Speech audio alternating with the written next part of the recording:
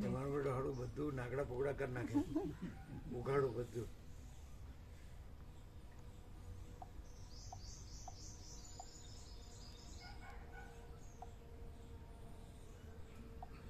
કોઈ સ્નાન કરે વોશરૂમમાં, પછી ચડ્ડી કાઢ્યા વગર કપડાં બદલી શકે? ન બદલી શકે. ચડ્ડી કાઢી નાખી તો પલાળી એટલે પછી શું કરવું? આ કપડાં બદલ લુગડા બદલ હોય તો આ તો કૃષ્ણે કીધું છે ગીતામાં, વાસંસી જીર્ણાની યથા વિહાય નવાની ગૃહણાતિ નરોપરાણી તથા શરીરાણી વિહાય જીર્ણાની અન્યાની સંયાતિ નવાની દેહી જાતસ્ય હિ ધ્રુવો મૃત્યુ ધ્રુવમ જન્મ મૃતસ્ય ચ તસ્માદ અપરિહાર્ય છે ન તો શોચિતુમ અર્હસી. એમ કાંતિપ્રભુ સ્વાધ્યાય બહુ કરે છે, આપણે એટલો નથી કર્યો. એ શું ફેર? તમે તો સ્વાધ્યાય બહુ કરે છે, અમે જરાય નથી કર્યો, તો એમાં શું ફેર? આ પ્રકાશમાં ને એમાં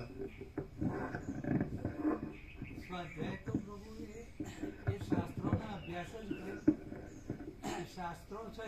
પણ શાસ્ત્ર વગર આપણે કેવી રીતે ભગવાન લાભ કરીશું? શાસ્ત્રથી જ્ઞાન મેળવીને ભગવાનને મેળવાય ને. શું કહે બિપિન પ્રભુ? વાત તો સાચી ને. શ્રુતિમાં ભગવાનનું બ્રહ્મ ભગવાનનું જ્ઞાન છે, પૂર્ણ બ્રહ્મ ભગવાનનું. એનાથી જ્ઞાનથી આપણે પૂર્ણ બ્રહ્મ ભગવાન મળી શકીએ ને, એને પામી શકીએ ને.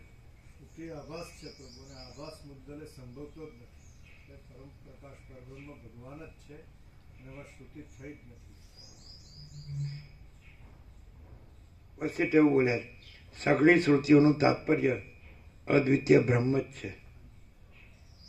તો પછી એ તો આભાસના જીવને બોધ આપવા માટે કર્યું.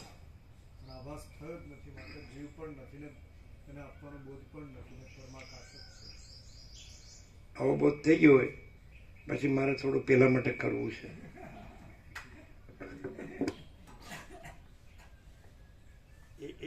એ કેવો બોધ? એટલે મારું સ્વચ્છંદ નથી, અહમ બ્રહ્માસ્મિ.